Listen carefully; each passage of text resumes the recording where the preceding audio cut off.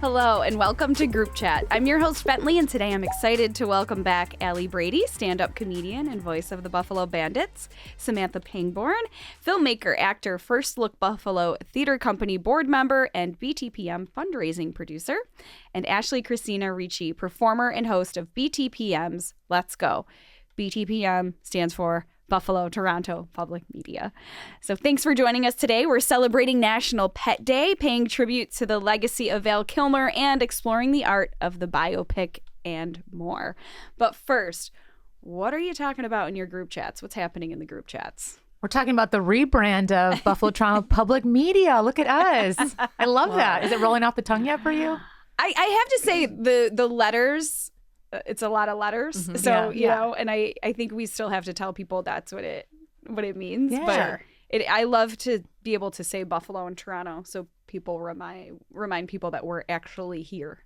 I love it. Yeah, so it is pretty cool. Mm-hmm. But yeah, it's a fact. You don't realize how many things are involved in your branding and all of the things it touches. Yeah. Till you're going through a rebrand. So. Oh yeah, and we're in a pledge drive right now on the news station, and so people have to go from saying WBFO NPR to BTPM NPR. So it's kind of a running joke that if you mess it up, you got to put $1 in the jar or something.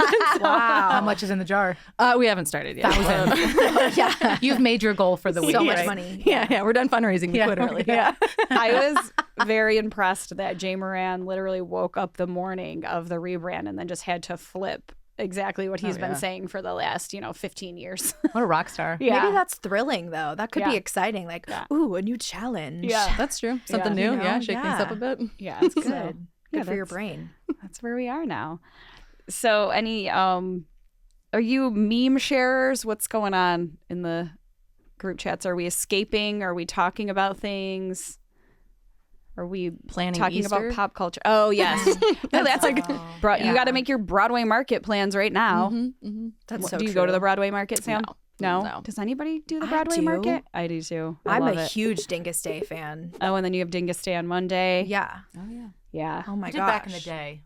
And then once So it became fun. a thing, which I love when it becomes a thing, it's great. But too many people, I get a little yeah, it is squirmy. kind of wild. And you need a system. great, though. If you can have two people, it works because then you have one person wait in a line and the other person go grab stuff. Stand a spot. You got to get it. Yeah. Because if your number comes up and you're not ready, I don't have any patience for you. embarrassing. Yeah. You better get out of the way. Yeah. Yeah. Scram. I need that Polish sausage. Excuse me. Seriously. Yes. This is NPR. I'll be allowed to say that on air. Yeah, I get, but you know what? I think the good thing about the Broadway market craze was that it reminded me to go there. Yeah. In the off season. It's wild what happens there, though. Yeah, it's so many people, so many decades of, I'm sure we all have friends that have worked there since they were kids or generations of it. It's really amazing. Yeah, it's butter fun. lambs. Oh, I used to make those with my grandma growing up. We would all sit around the table and draw the little swirls on the butter and put the little head on it and wrap a bow around it. That was Peppercorn. You made them? Yeah, we made it. We never bought them. We made them. That's impressive. And then we put them all on the table and take the extras home. And I loved it. it. Okay, so I'm not from here originally. What's the deal with the butter lamb?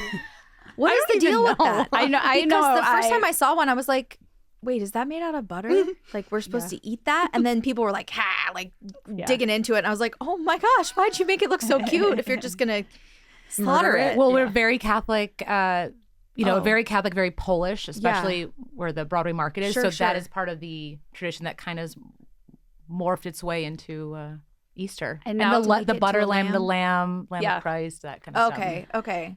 And now it's morphed into different holiday shapes. Yes. Wegmans has cashed in on that because now now I need a butter turkey for Thanksgiving and a butter Christmas tree. Oh, fine. They're the new Peeps. It's like an art. That's better than like a butter baby Jesus or something. We're not going to. That would be Speak for yourself. Speak for yourself. Okay. Peeps. Should we coin that idea before anybody else can take it? You said the word peeps, and now I usually agree with everything you say, Allie, but this time I'm not a I peep can't. person. Okay, no, same. Same? I don't know why they. Oh, I exist. love the do anything peeps. for me. I like them a little bit stale. I've heard that's a thing. I love them. Okay. Oh, then they get a little crunchy on the outside. I definitely have personality profiles on all of you now based on I can't eat it. They're marshmallows. As a vegetarian, there's gelatin in it. Yeah. Sorry. Well, okay. it's okay. No, I'm sorry. It's okay. It's okay.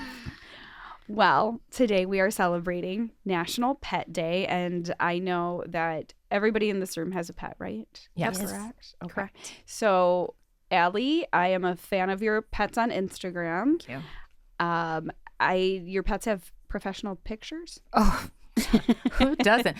Yes. So there's a few. Who doesn't? Everyone's like at home's like, yeah, no, we don't. Yeah, I don't. So what's really great right now is there's a few pet shops around town that will take photos of your pets for charity. So a lot of my dog photos are now from SPCA or ESPCA fundraisers. So I showed you before the show, there's 2 very lovely photos. Every month we get a new pet portrait, I think. We did a Valentine's Day one where there was a little container and there was those sweet hearts and the dogs were licking it. That was really very cute.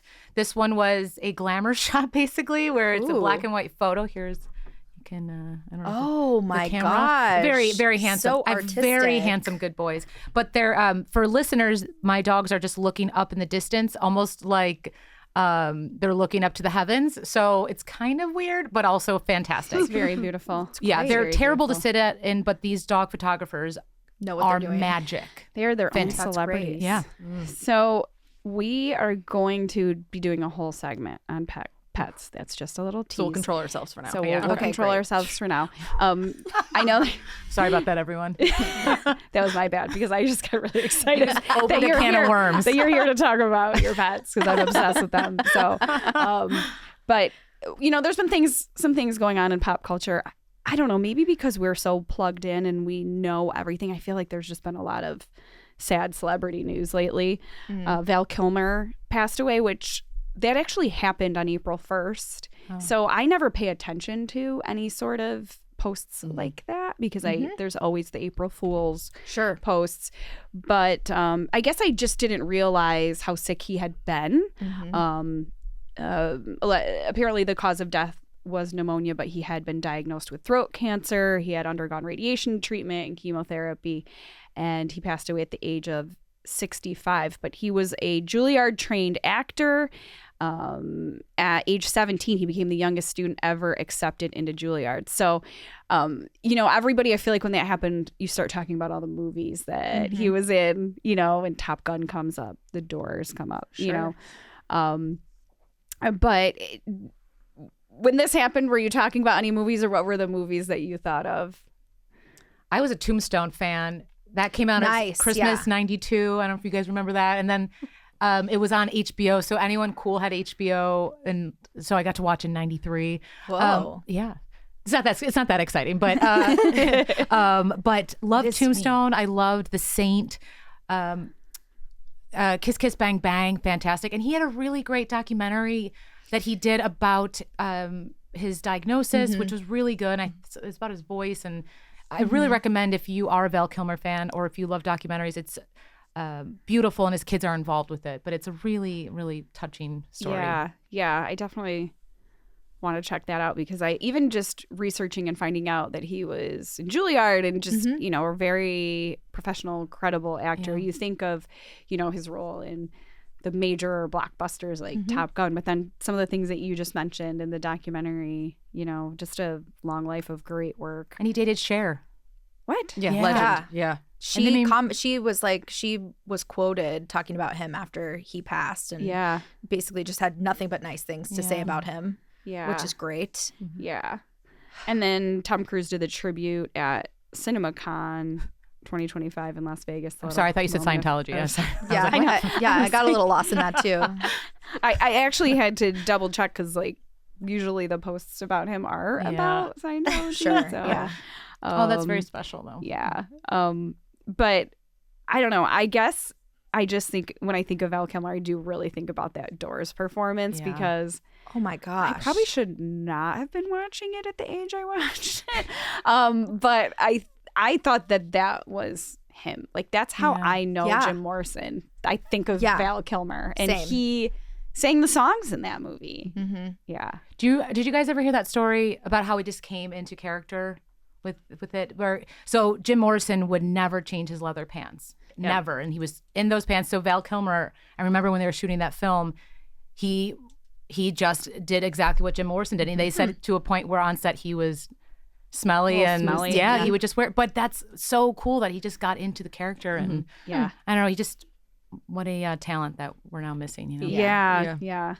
Now, when you see a movie like a biopic, do you really want to see that exact character? Do you appreciate a different take on it? I mean, I know in that situation, I fell in love with the Doors music because of Val Kilmer. Yeah. So the two people were pretty much interchangeable for me. Do you expect that when you see a biopic? A little bit. Like I love Johnny Cash, so that movie was really good. I don't know if you like Joaquin Phoenix. I thought he did a great job. Yeah, and Reese Witherspoon was incredible. And they both also sang in that movie. Academy Awards for that. Yeah. Yeah. You're a movie person, Samantha. I am, but I'm not actually seasoned in this kind of like in the biopics and stuff like that. I actually did like research on Val Kilmer to kind of better understand like what he had been in. I think I'm a little on the younger side. So I think when he was kind of at his peak, and I was a little too young to kind of I guess, be introduced to it. So. Yeah. I mean, I think I watched those movies later in life again, though. I mean, like Top Gun, I was probably a little young, but then that's always the movie that comes up when you're doing like the friend movie things, or you're like, oh, you haven't seen this movie? You have to watch this movie. Yeah. You haven't seen the volleyball scene? You need to see the volleyball You scene. do you need know? to, just for anyone who's listening or watching, you do need to see the volleyball scene in both the first film and the second film. Just throwing that out there. I forgot about the second film. Maverick, because Val was in that also. Yeah. Oh, that's right. Yes. He wasn't originally going to be, but he like pushed to be in it and work with them. And he felt really uncomfortable because of how his voice had changed from the having the trach, and he did it anyway. And I'm so glad he did, because now, like, what a gift to get to see him on screen one more time. Yeah. And how do you do some of those scenes without him? You know, it's I know. Yeah. Kind of an important character in the franchise. So I was really happy to see that. I didn't love the second movie, but the volleyball scene was good. Or football. I think they play football. What is it? Whatever. Something with a sport ball. I wasn't watching that part, so just the, Allie, I know you brought up the Johnny Cash movie, which was also based on the book that Johnny Cash wrote. Walk the Walk. So good, and it pretty much followed the book exactly. So to think that all those things happen, I think we then with biopics get a glimpse that we didn't get before, because it's not like they show Johnny Cash as a perfect person, right? And I think we kind of all had this like vision of who he was, and he was very honest in that. Yeah, well, he definitely became more followed his Christianity a little bit harder by the end of his life. But if you want to read a really great book, Cash by Johnny Cash is fantastic. What was another? I was just thinking, Barbra Streisand has that very large biography she just came out with. So I wonder if that's the next one up, which might be a little edited a bunch, but that could be a potential. Lady Gaga would have to play her for sure, I feel. Well, there's now the Britney Spears biopic that she just approved. Yes. With Universal Music. So but who knows? I read the book. Did everyone here read the book? Yes. It's also another great book. It's an interesting book. It's going to be hard to make that as a movie. Yeah. But I don't know. Giddy up. Yeah. I don't really know what the approach is. They've just been saying that she's approved it. Yeah. Sure. The big thing with biopics too are the music rights. So Universal Music approved it. So then I guess it's, what happens from here. Yeah. You don't know. I have a little problem watching films that are too close to what just happened. So I still haven't seen The Social Network, because I was like, this just happened. I won't. This happened 2 years ago. Like, I can't. So Britney Spears' story, though, it's a great story and it's, special, but it's so Do we need recent. to tell it right now? Yeah. I know, right? But it's still, so I have that struggle. Happening right now. It might be a great Netflix kind of, well, we might go to Netflix, right? Because everything, or another streaming kind of service. ends up there. Peacock. Yeah. Apple Plus. If you're just joining us, you're listening to Group Chat. I'm Bentley, your host, here joined by Allie Brady, stand-up comedian and voice of the Buffalo Bandits, Samantha Pangborn, filmmaker, actor, and BTPM fundraising producer, and Ashleigh Chrisena Ricci, performer and host of BTPM's Let's Go. Right now we're talking about biopics. We got on that discussion because, Val Kilmer passed away. We're talking about his great role in The Doors. And, now we got talking about other biopics. And I think I have to agree with you, Allie, that I think it's too soon for the Britney biopic, but I do think that Hollywood is sort of like grabbing onto these successful biopics. You kind of start to see that when something's successful, they're like, okay, we need to do more of that. Right. Well, Elton John too. That was a great film. That was also great. music. Rocket Man. Yeah, that was a that's so that's good. where I just ruined my theory. But but it was 70s, 60s, But that's a fantastic biopic. Yeah. Fantastic. Well, I also- think. Sorry. Sorry. go ahead. No, I think to your point though, I think that people don't, because Elton John is still making music. Yeah. It doesn't seem like that he was actually making music that long ago too, because Yeah. he's still so pretty relevant. The Shea Stadium concert was so long, decades ago. Yeah.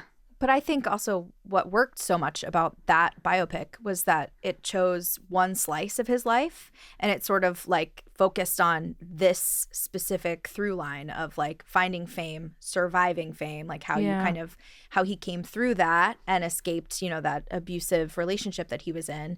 And that's sort of what it focused on. And I think sometimes biopics are more successful when it just focuses on one wedge of someone's story instead of like, we don't need to go from birth to grave. Like we can just focus on one piece of their life. I think that's when it's most interesting. Freddie Mercury too, but Bohemian Yes. Rhapsody. Yeah. Another great point. Yeah, it's like we don't need to do every single thing. We could just focus on one part, tell one part of their story, and that's more interesting. It's like writing a paper or reading a book about someone's life. Yeah, maybe you want to know, I don't know, I listened to this book about Humphrey Bogart and I was like, oh my gosh, I don't need to know where he went to elementary school. Like I'm reading this book because I want to know about like all the illicit affairs that he had. Like give me the juicy stuff. I'm like, I don't need to know that he went to a Catholic boys school. One tragedy is enough. Yeah. Yeah.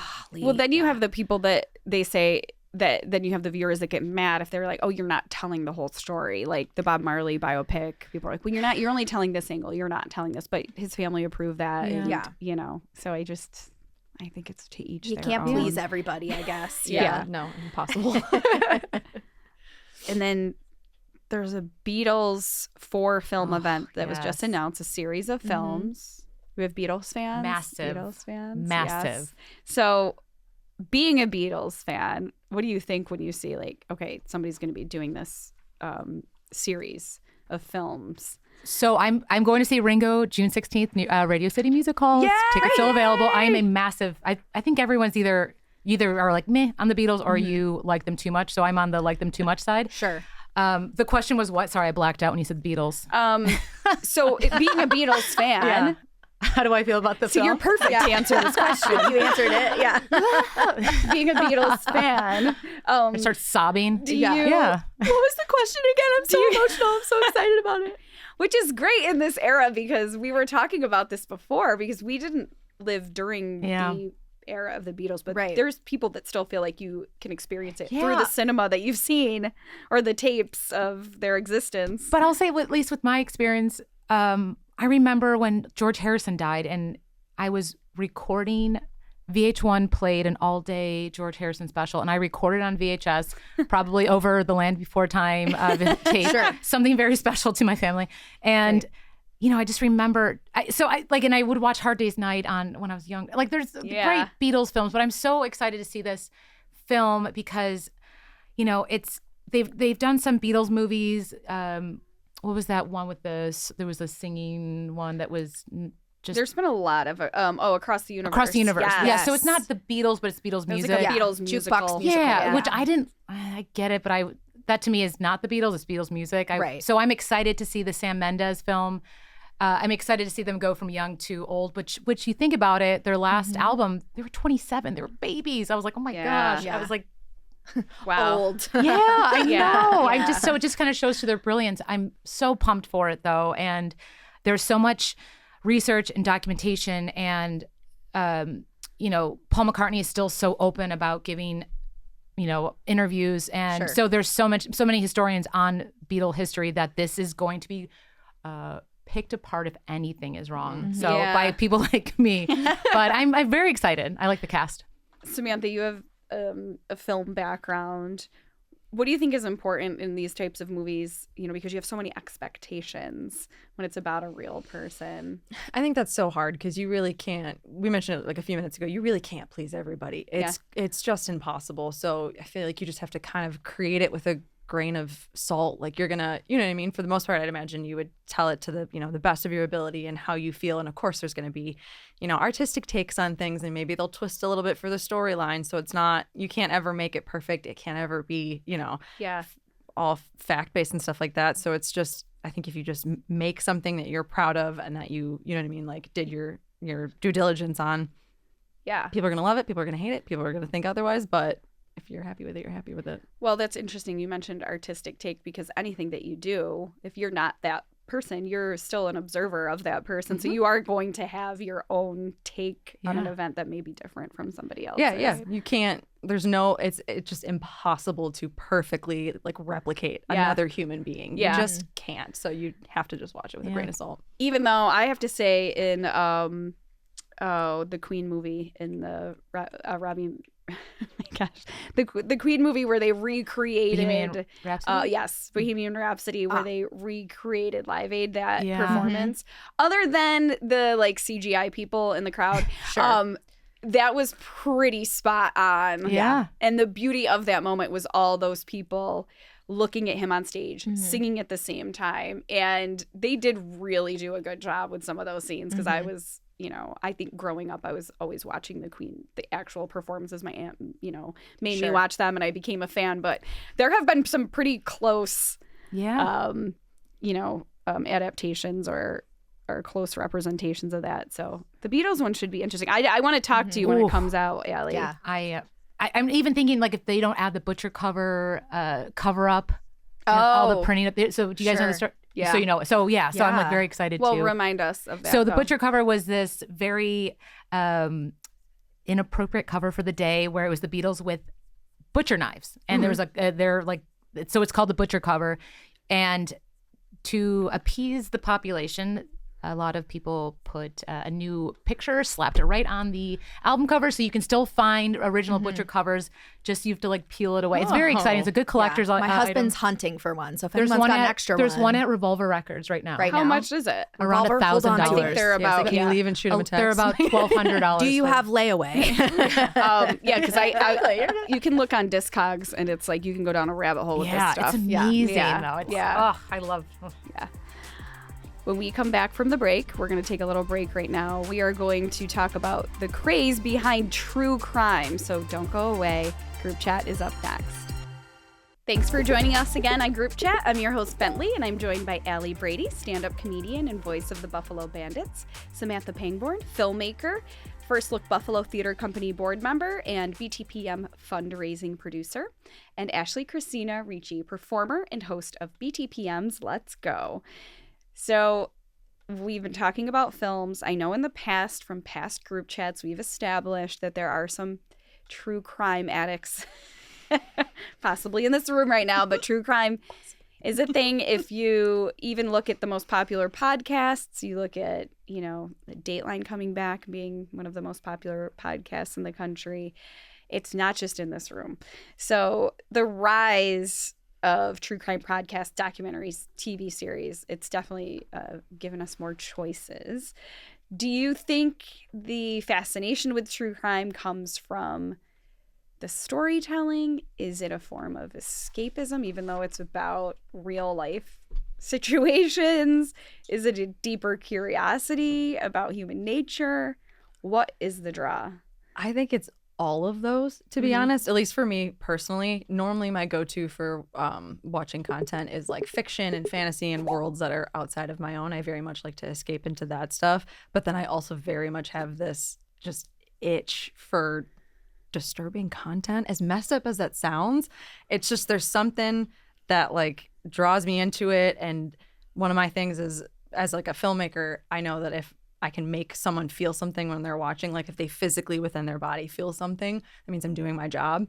So I think I respect it when it happens in the, you know, reverse of when I'm consuming something. And if I'm like squirming or like lifting my blanket or I'm my jaws on the ground and I'm like, oh, they got me. Yeah. I just respect it. Yeah. Interesting.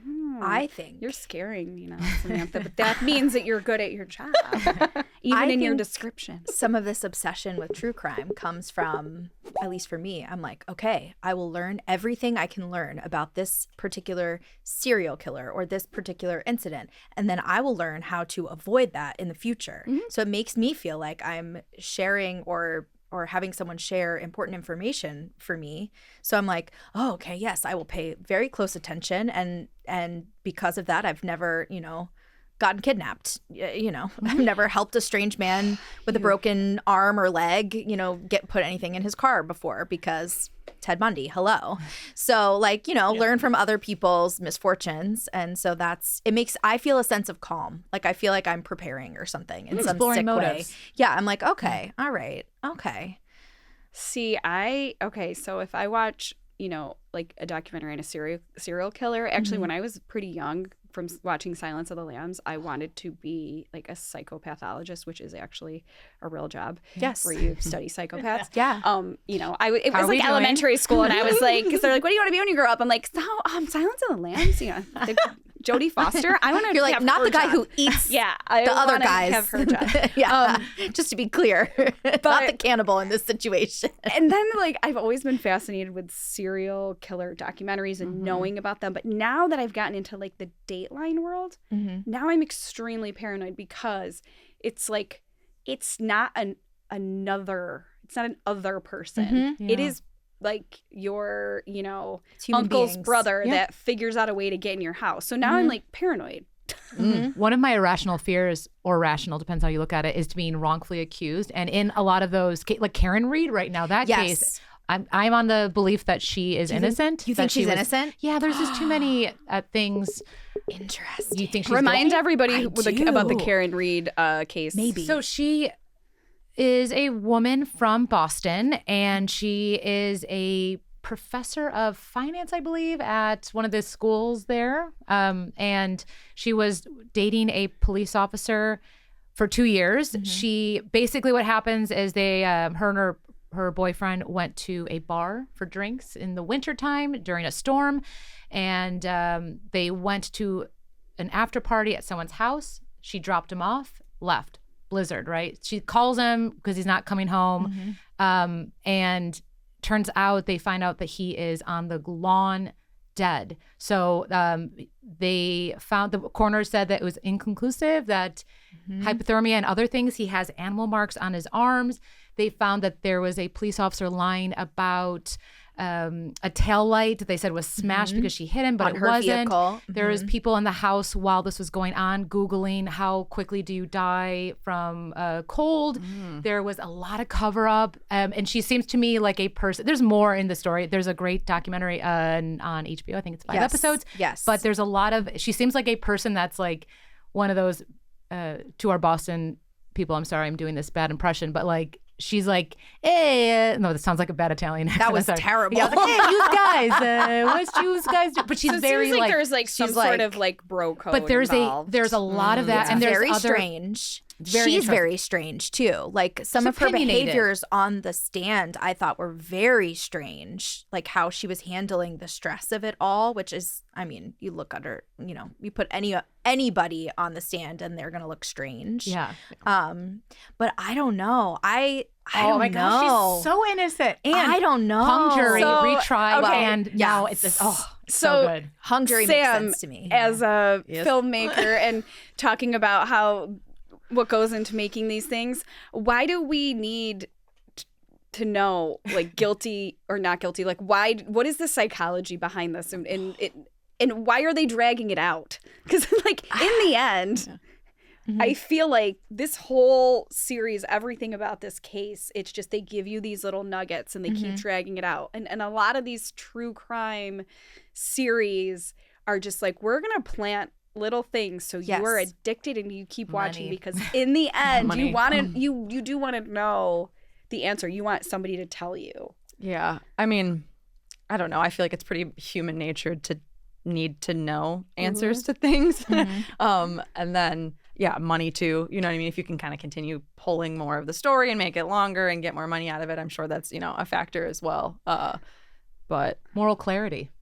Well, and then you get a glimpse into the justice system too, which is a whole other angle of a lot of this, is because you can watch one case and the way it's conducted and a completely other case, or investigations. Yes. Even Alec Baldwin, what happened to him and being let go? Like, there's so many. The law is so interesting. It always changes, but we get this little interesting. I don't know. There's so many good ones out. Well, that's I remember when the Serial podcast came out, and that first season, talking about Adnan and whether he was guilty or not. And the first few episodes, I was like, this guy did it. I mean, he did it. It's cut and dry.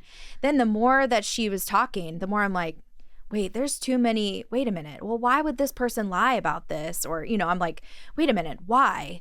Wait, no, I think he's innocent. And then by the end, I was like, man, I think he's guilty again. Like, and it's so fascinating. And I don't know how you, as a filmmaker or as a reporter, how you go through all of these bits of information and say, okay, well, this seems funny to me. I'm like, well, it all seems funny to me. Like, I wouldn't be able to go through, like, comb through and say, well, let me follow this thread of information. I think that's so interesting because I'm like, oh, well, now that you say that, now, we could talk about Karen, probably you and I, you would change my mind in 5 minutes, and then you keep talking, you'd change my mind back because I'm just like, I can't. That's definitely a case where I go back and forth. Like Scott Peterson right now is being represented by the Innocence Project, which then you watch it and you're like, yeah, maybe they never checked the mattress with the blood, and they had the people breaking in across the street, and maybe the guy wasn't the smartest, So there's it's so interesting but reasonable doubt. Yeah. We all talk about that's what the law's built on. Yeah, but we also talk about innocent until proven guilty, which is not true because you're locked up. But then reasonable doubt, we still can hold on to. Yeah. I don't know. I just find it so interesting. It is so interesting. Sam, is that a pattern when these things are being created? Is the end figured out before the beginning? Is it a backtrack? Is it? Yeah. How do they do that? I mean, it varies because I've seen like documentary where there are episodes or full ones where, they like kind of give you the answer and then work backwards, or they like give you information and then they kind of go along that way, but then they like spin it completely in another direction with another piece of information. And so I'm sure there's an artistry, and I'm, I can't think of the word, but specifically choosing when to give information and how and the order that you do it. So I think that varies per storyline and when they tell them. Okay, so we've talked about all different kinds. So, and Samantha, maybe you can help me with this, but there's different categories. So there's true crime shows, and that's a TV program that dramatizes or investigates real criminal cases. So that's like Dateline or 48 Hours. Then you have true crime documentaries, and that's a single feature-length film that dives into a real crime or criminal story. So that would be, if you watched a full documentary on one serial killer. And then there's true crime docuseries that take a single criminal case or a series of related cases and then spread it out over a series. There's twists along the way. So we are exposed to a lot of different types of true crime. And then you have, obviously you have podcasts, you have shows that have turned into podcasts, you have Court TV podcasts, that have turned into shows. Right. So it's all around us. Sam, are you a true crime person? I know you mentioned that you like the thrill of the effect of what happens when you watch these type of things. Is this in your wheelhouse? It's funny, when I was asked to come on like this episode and we were talking about true crime, I was like, well, I don't know if I watch it that much. And then I started thinking about all the documentaries I've watched on Netflix, and I was like, oh, and then I was writing down my talking points for this, and I wrote down over 20 documentaries or whatever, and I was like, oh, like I definitely learned that a little bit more about myself. Yeah. I realized I'm definitely more into it, and it's been a thing, and I want to say it's only been like a year or 2 years that for some reason, I don't know, I got into it, and now it's like a thing. And if I find a new one, I like add it to my list on Netflix. I just did it last night. So many for you. I have a list of current cases that are. I will take. Do you list them by case, and then the shows that correspond, or are you like a show person first? So Nick Rossi, that's a great case. Right. So I saw him not really in real life. He was on Dateline, and then they wouldn't show the Dateline after that. They like erased it because it was so controversial. And then they did a 2020 on it, and then they are doing docu-series on it, and Court TV checks it out a lot. But Ruby Frankie, I just read her daughter's book. Gosh. Oh my gosh. That was great. But that's gosh. if you Ruby Frankie, the mom that she's a TikTok, YouTube mom influencer thing. Was now she's in bonkers. jail. Bye, Ruby. Yeah, bye, girl. Sorry. Lori Daybell is right now there. She's representing herself. That is so. That's Lori wild. Daybell, you got to watch that one. That's wild. Listeners, I've got thousands. I more. know. And I originally started watching these things as like a thing to escape or calm myself before I go to bed. And I honestly, it started with Dateline because of Lester Holt's voice. Okay, but now there's an obsession. So yeah. I also really like all of the docuseries on like different cults, which I know that's like a different type of true crime. But it's good. Well, they end up committing crimes sometimes. Exactly. Yeah. Sometimes. Well, the brainwashing of it is so interesting. I mean, How many so people? fascinating. And then you watch it and you're like, I could never be in a cult. And then like, but those are what those people think fascinating. Insane. Yeah. Did you ever watch like The Program or Keep Sweet, Pray, Obey? Keep Sweet, Pray, Obey. Yes. That one gosh. sat with me for a while. Me too. I was disturbed. Really that one sat interesting. with me for a minute. Yeah. That was a good way to put that. Actually, so that was a cult, and I don't. What would you? It's the. I don't want to categorize Latter-day the religion. Saints. Yeah, and that's why I was afraid to say. I'm not trying to say it's the LDS doesn't recognize. Allegedly, the LDS Church does not recognize polygamy or anyone who practices that. But the polygamists in these cults do identify as right. Yeah, because these ones, that one specifically was their belief was that the more wives that you had, the holier you were, and the better and faster you could rise up to your highest. Yeah, they sort of made up their own religion under the guise of another religion. Exactly. Was that the one where they blurred out some of the children's faces at the end of the documentary? Is that the one? Is it? I don't remember that. I know it's in the promos. Okay. With the pictures of him with all of his wives, there's a lot of the faces. Like a lot of them are minors. Yeah. So. Oh, okay. very I young. saw that one. Yeah. Some of them are.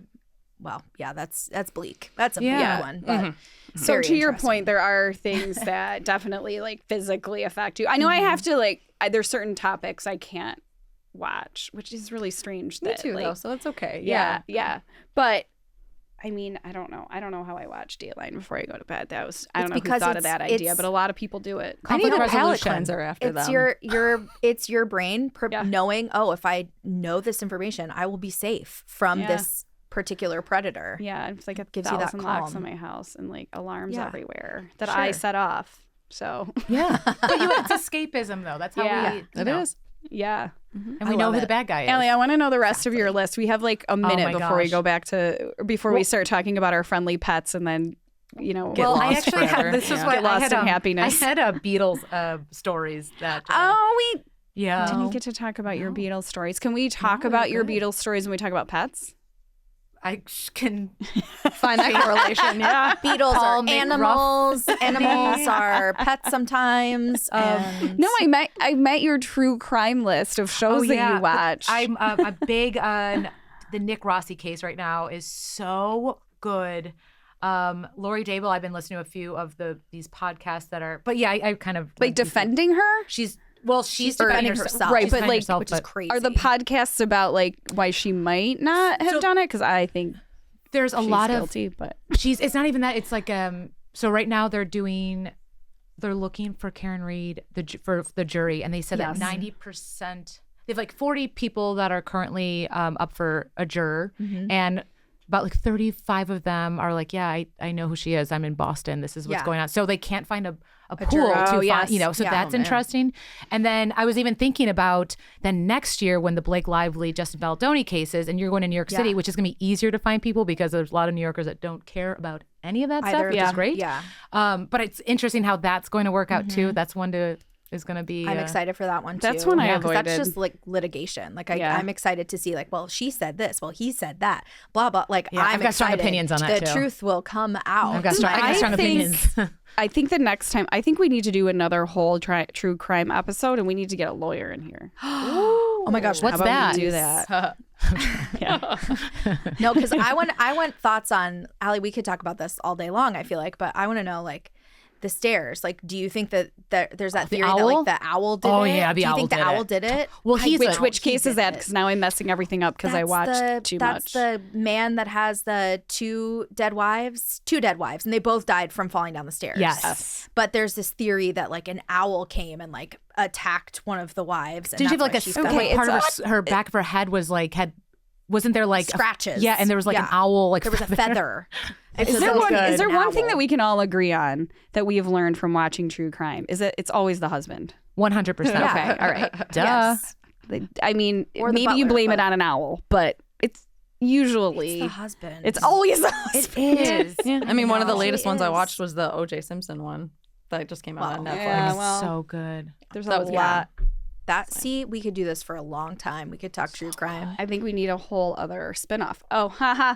That's what happens when There you go. Is this a See? subcommittee This is now? a subcommittee. Oh man. Oh my gosh, Oh, group chat Rex. goes dark. I am No. Listen, I'm just glad there's a Dateline spinoff because I have watched every single one of them. 2020 is stepping up, and 48 hours is fantastic. If you Yes. haven't jumped on 48 hours yet, I can't handle not knowing though. I know, but it's a lot of like court I need an footage. ending. I get it. That's yeah. I can't watch Unsolved Mysteries.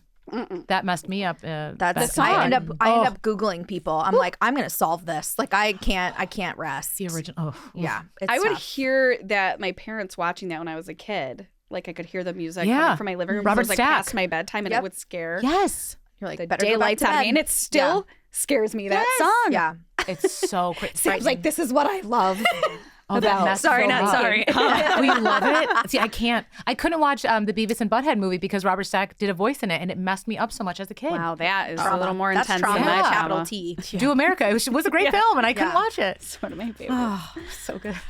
Well, we are going to change the tone a little bit here. And when we come back, we're going to get happy again, happy fluffy with National Pet Day. That's next on Group Chat on BTPM NPR. We'll be right back. Welcome back to Group Chat. I'm your host, Bentley. I'm here with my guests, Allie Brady, stand-up comedian and voice of the Buffalo Bandits, Samantha Pangborn, filmmaker and BTPM fundraising producer, and Ashleigh Chrisena Ricci, performer and host of BTPM's Let's Go. BTPM stands for Buffalo Toronto Public Media, and that's what Group Chat is also a part of. So we were talking earlier about biopics, and we were talking about the new Beatles series that's going to come out. And I know when we were getting ready for this episode, we were talking about, should we ask people what scenes that they wouldn't want omitted from a Beatles movie? And I was like, well, we weren't really a part of that era, so how do we talk about that? But then Allie comes in hot with like Beatles fandom. Like you experience this. And now I'm like, you know what? I stand corrected. And the Beatles have meant a lot to people in a lot of different generations. And you have some favorite songs and big moments, right? Yeah, I was thinking about, I'm such a Paul McCartney fan, and just how he came up with, he could probably be classified as one of the best songwriters of our lifetime, right? Sure. But I heard this really great story recently about, this was from Band on the Run, which was a Wings album, and there was a bet in 1973. Dustin Hoffman was filming a movie with, was it Steve McQueen? Is it Papillon? And So I was like, you're the actor. That sounds right. Okay, I was Sounds like, I right. believe Yeah, that's what it that was. It sounds was right. 1973, and Dustin Hoffman says to Paul McCartney, "So I hear you can make a song out of anything, right?" And he's like, "Well, yeah." He's like, "Well, I dare you to." He's like, "Oh, okay, what do you want me to write a song about?" And he runs upstairs, he grabs a Time magazine, and there was, this was the year when Pablo Picasso passed away, and there was a Time magazine article called Picasso's Last Words. And Picasso's last words was the day before he passed away to his friends, and he said, "Drink to me, drink to my love. You know I can't drink anymore." So Paul McCartney just takes his guitar out, because he just was, and he's just going do do do do do do do do do, and it's a song. And it's just like the same thing. I think a lot of people know the story of Yesterday, when it's like, scrambled eggs, girl, you have such lovely legs, and it turned into Yesterday. So it's like, it's just, he's just, brilliance is it's wild. Yeah. It's wild, but it's I don't know. So I know all these like weird stories. See, It's So weird. you're going to be looking for the weird stories that you know. Oh my gosh. Yeah. I hope I'm not disappointed. I don't think I will be. I think it's really special what they're doing. Sam Mendes is just a brilliant director. Yeah. But yeah. Shout out to Dustin Hoffman. Do your dogs like the Beatles? That's what I want to know. Duh. My good boys, Hobo Christopher and Hattrick Jean, love the Beatles. Yes, they do. One's a dancer and one's not. So yeah, they don't like Sgt. Pepper. But does anyone? I have Burn. a feeling your dogs are music snobs. They a lot of Velvet Underground. They got some good stuff. A lot of B-sides. They're good. It is National Bridge Pet listeners. Day, and people do put music on for their pets. I always say that our classical station needs to do a stunt of like pet. We put the classical station on we used to put the classical station on for our dog. She's a big Bridge fan now, so she's kind of, her tastes have Evolved. changed a little bit. Yeah. And, but we, we put classical music on for the baby at night, but so The baby has terrible taste, apparently, compared to your dog.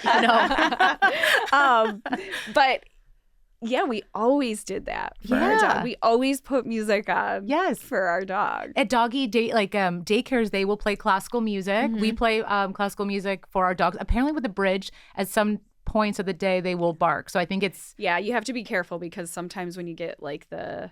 Ragers. Higher pitch, the punk, like the heavy punk songs. Yeah. So that's why sometimes I'm like, do I put classical on? I don't. That's not the doorbell. I don't want it to affect my programming to think like, when's my dog going to be home? Right. I better not play anything too fast.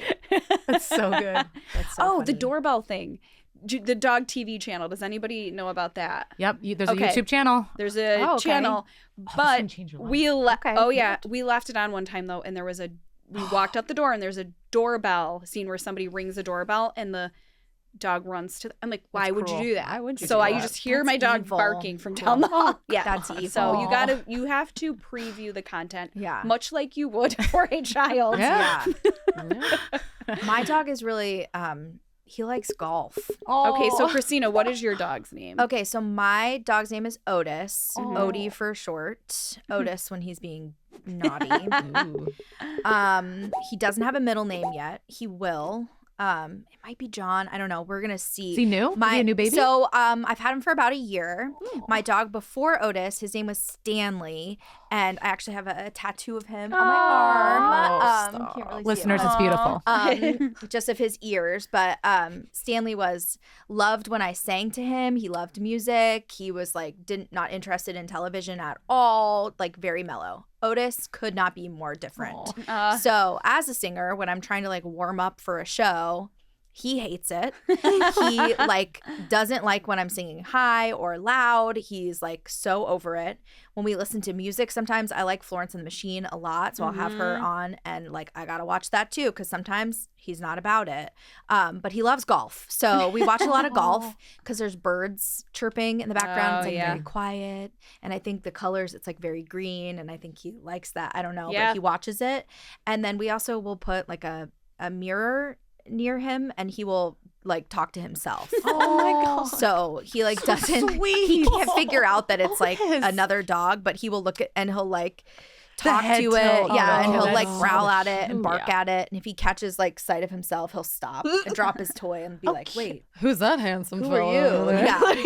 So Put Bluey on for him yet? I know you I've haven't not talked to tried Sam, but- Bluey, but we've done the what is it for babies? Not Coco Melon, but like the it's not Coco not Coco I thought we Melon. canceled that. It's the one with the vegetables and they like dance. Oh, around. yeah. No, That was gonna be my it's guess. dancing. Just It's like techno dancing. broccoli. Yes, and he loves that. And you So guys we make are fun of going me to for have a my he whole- dog. loves it Other episode Yeah. on these things. because it's high contrast. But he really only likes the green He's a rager. vegetables. Yeah, he's like, what's that thing? Okay. He got into somebody's stash. He's like, I just really like broccoli. I guess. So Sam, you have a dog. Yeah. Yes. My baby boy. Very good Look at looking. us We all saw him being earlier. like, He's so handsome. We're my like, God, we're like talking about a date. We're like, I know. And what kind of dog, or how would you explain? He's a mix, but his two top like genes are from a red bone coonhound and a mountain cur. I had to like look those up because I had not So ever bigger heard of them dog. before. No, he's actually not. He's only about 40 pounds. Okay. And he's just baby. limbs. Like he was so lanky when he was like a puppy. He was like 90% legs. And Oh it my was gosh. so funny. So he grew into him a little bit, but yeah. That's great. So did I hear you guys talking about when we came into the room before we got on the air that you were talking about some sort of camera? It's like a Oh, yes. like a Furbo, it's called. it's called Furbo, so it's basically like a baby camera for your dog. Yeah, it's great. again, you can, I like, know there's watch a on your problem. phone. Yeah, when I say it out loud, I know I'm the problem. So it's Furbo. I'm sure people at home might have it. It's a camera that can also shoot out treats if you want, and it can do your voice. Since my dogs are menaces, but also very smart, they realize that that's where treats come from. So they knocked it off and got all the treats out of it. So now we no longer use that as it. Now it's just a camera. Got it. Yeah. So Samantha, you had said that you had used a camera at one point too. I did, yeah. It doesn't work anymore, and I need to get a new one. But yeah, I used to have it just kind of right in front of his crate, especially in the first few months when I had him. Sure. Just to kind of stare at him while I was at work because I was like, oh my. I'd be trying to do pledge, and my boss Joe might be like, Joe, look, he's laying. He's so sleepy. Ridiculous, but yeah. So I think it's a good break though from the day, just Yeah. to look sure. at pets.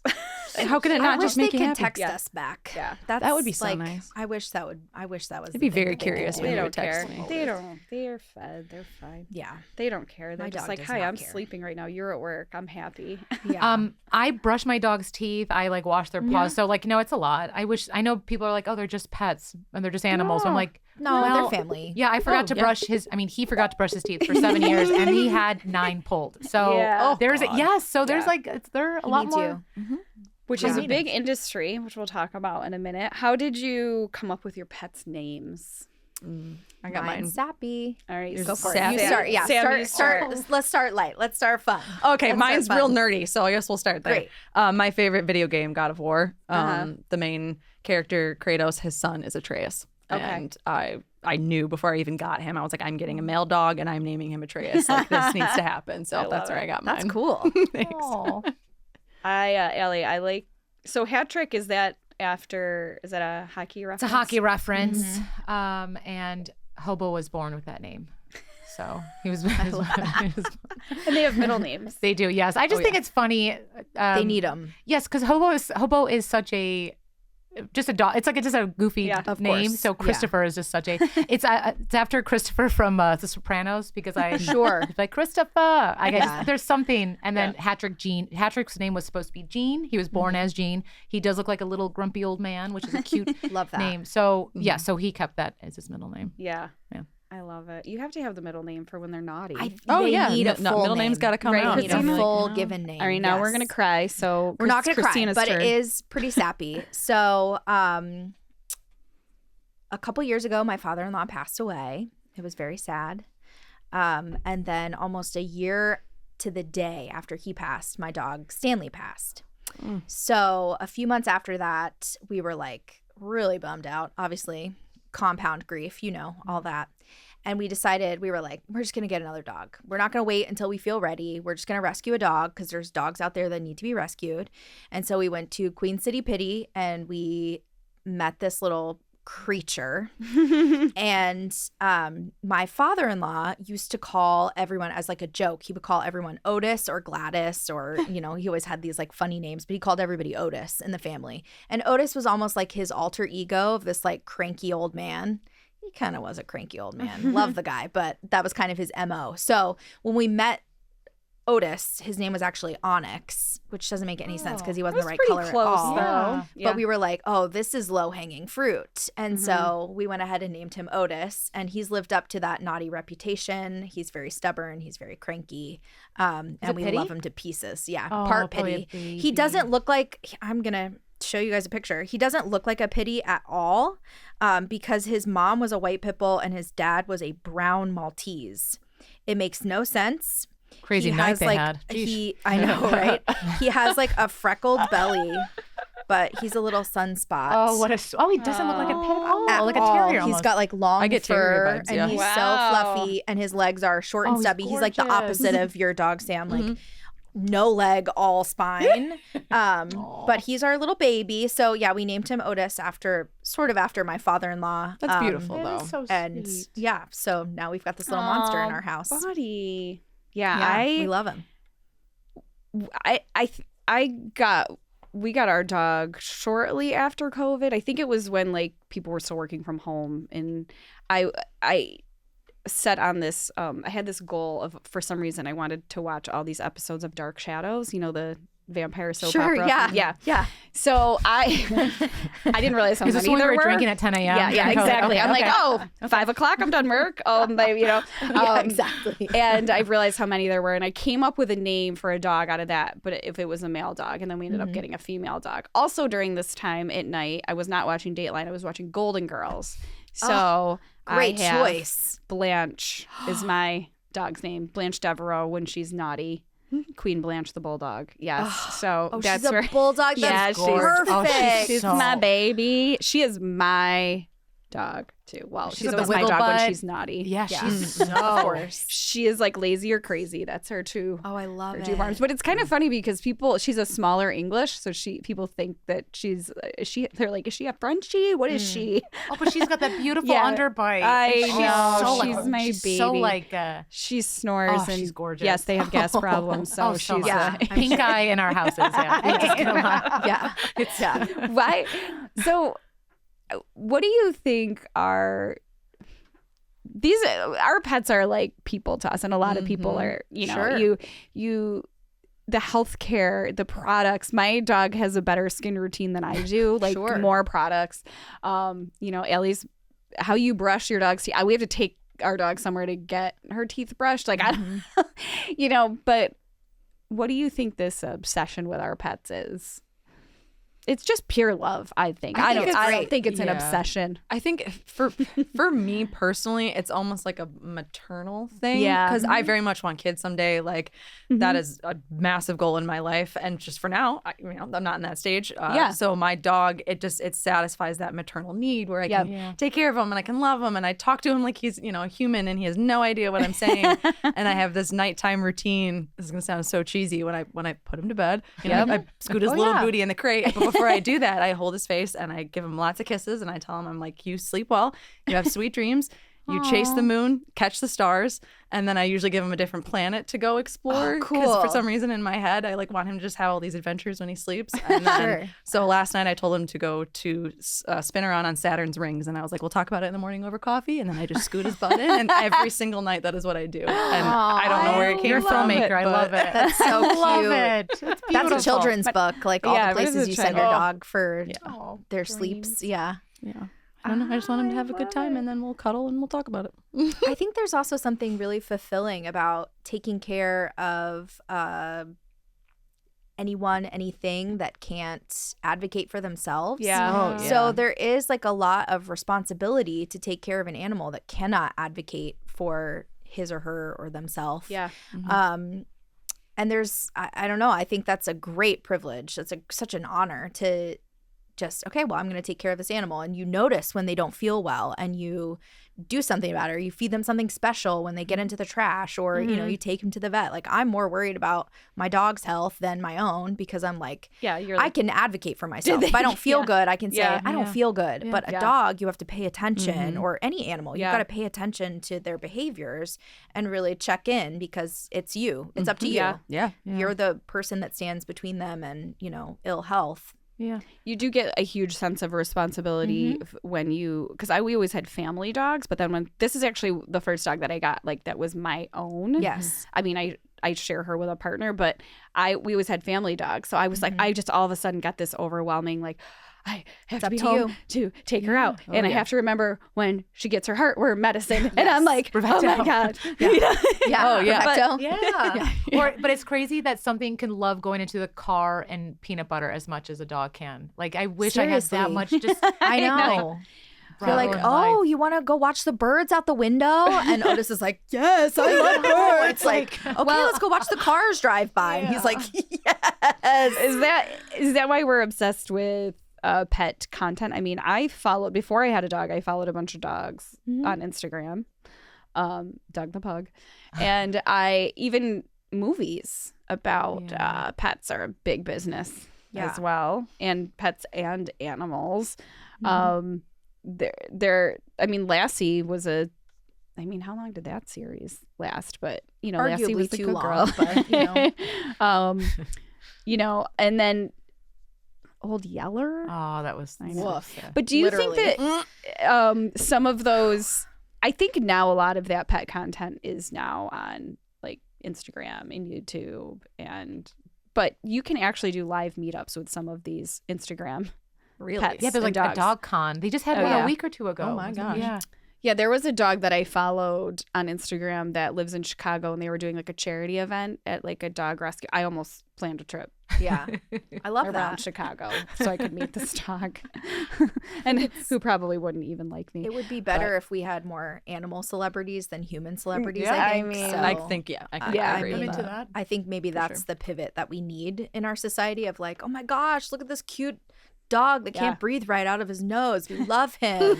Well, like, that's who we're obsessed with on Instagram. I would love that. We could change beauty standards across the world for underbites and Yes. mouth breathers and Yeah, that's all of my dog. She's gassy. She smells. But I actually appreciate people that can do good pet Instagram content. Allie, I have to say, I don't care. Every time you come home and your dogs run right past you when you open the door, I know what's going to happen every time, and I laugh every time. Well, listeners, you can see it today, Friday, or tomorrow, Saturday. Every time I open the door, they just run right past me. oh. And then they, I'm like, my loves, and then they just run right past me, which is kind of funny. She puts her hand out. And they just drive by. Yeah. One will sometimes sniff and then run, and that's okay. They're my little buddies. Yeah. It is funny just because, originally started because a friend of mine, she has this beautiful golden, and they're just the kindest little, not little, but they're the kindest animal. Yeah. So they would greet my friend, jump on her, give her kisses. And then I was like, oh, let's see what the French bulldog does. And they just abandoned. Boom. Yeah. There was like, I think I saw a Jailbreak. leaf. Yeah. Yeah. They're barking at a plastic bag in a tree. Like, there's a tree ghost. I'm like, no. Mommy's home. Yeah. I feed you. Yeah. The tree that tree doesn't feed you. The squirrels do not feed you. Yeah. I will be looking for that. That will be a part of my weekend plans. Yeah, there you for go. sure. There you go. What is everybody doing this weekend? Christina, what do you have going on? Girl, you know I'm in rehearsals. I know. That's why I was just like, what do you have going on? So we just closed Pippin at O'Connell and Company. Wow. I feel like I have a show Congratulations. hangover. I know. Thank you. That Yes. was such a blast. And now I am with Theater of Youth in rehearsals for Don't Let the Pigeon Drive the Bus. Saw that. I will be playing The pigeon. the understudy role of the bus. Yes. She can do it all. I was really excited to call my husband and be like, hey, I just got the offer to play the principal role of the bus. I am so Dreams excited can for come this. true. There's like a listeners. whole song where I just get to Aw. make motor sounds where it's like, Oh like gosh, just my like son would love because this. they're trying to like turn the engine is broken and Yeah. so I have to make all the like that's sounds fun. and the bus is broken anyway. Not to spoil anything for any listeners out there. Will they fix the bus? You'll have to come find out. But yeah, so we've got rehearsals this weekend for that. That's great. And then shortly I'll be in rehearsals for Crazy for You. So Wow. kind of triple booked at the moment. Yes. Dang. Big theater season coming up. Busy I love girl. it. Very lucky. Sorry in advance for anyone who doesn't want to see me on stage. As a girl, I'm out here Oh, keep working. That's amazing. That's amazing. having a great time. Good. So Ellie, how about you? You also have Yeah. a lot going on. Yeah, I'm going to Irish Classical Theater to see Dorian. oh my gosh, I'm seeing it this You, weekend too. it's sold out. Yes, very. Yeah. You can know I mean, people. you know, Uh, my dad does printing. And then there's the Bandits' last home Yeah. game is on Saturday. We have clinched a home playoff game, which Hey. TBD, That's but awesome. very exciting. Go Bandits. Go so Bandits. yeah, and then family in town. So never a dull moment. yeah, it'll be fun. That's awesome. And snow. Ugh, Please no. stop. yeah. Make it go away. Sam, how about you? I don't actually think I have any plans I just That's nice. Great. it's We're all weird. like, wow. Yeah, you're all talking about you, and I was like, oh God, I have nothing. That's amazing. I'm just gonna chill and cuddle with my dog and hang out with my boyfriend, and that's that. I don't know. Perfect. So- That sounds like an sounds amazing. so well, you've been very good. busy with Pledge and a lot going on. So that's Yeah. kind of also why I try not to have a lot of plans, like post a drive, and the drive ends on Friday. Well, when this episode's there. So Yeah. I very much like to. I say I just like to disappear and die after a Pledge drive. It's a then I rot. can just You need a rot weekend. I do. Yeah. I need to That's watch great. my shows. I need to have me that time. is Go to the Dorian with the gym. couch. Like Yeah. yeah. Well, I won't be going to Dorian because it's sold out, and I don't know people like Allie does. So Well, maybe now you do. Maybe now I right? do. Someone out there can maybe wrangle it. It's supposed to be really good. Also, Dial M for Murder is so good. If you can't Okay. see Dorian, it was unbelievable. Fantastic. I can't say enough about it. So try to get into that. Okay. Shea 710. I've been seeing a lot of people attending. Haven't gotten to There's see just that great either. There's a theater lot right going on now. right now. I love it. I'll shout out Chess too at Lancaster Opera Yeah. House. That's also. Have you heard the music from Chess? It's Yes. beautiful. Yeah. It's oh my gosh, so good. Yeah. I got some friends in that show, so Awesome. shout out Merrick. We You get it, uh, boo. yeah, I've got a lot to catch up on. I did just get to go see the BPO Kids Animal Carnival, which Yes. was awesome. Jealous. Sold out That's show. so fun. So you know Third people. row. You know people. Look at you, fancy. No, I just went to the front. I'm like, he needs to see. You're elbowing other children out of the way. And I'm like, he's only 3. He needs to see. Third row. There's 4. He'll sit in the 4th row. That wraps up today's episode of Group Chat for now. If you want to continue the conversation, make sure you follow us on Instagram and Twitter at BTPM, standing for Buffalo Toronto Public Media, NPR. Also, check us out on the video podcast on the Buffalo Toronto Public Media YouTube. And we want to know what's on your mind. So you can also drop us an email. What should we be chatting about next? Tell us what's on your pop culture radar. And you can do that by sending an email to groupchat, all one word, at btpm.org. I'd like to thank my guests, Allie Brady, Samantha Pangborn, and Ashleigh Chrisena Ricci. I'm your host, Bentley. Have a great weekend, and thanks for listening.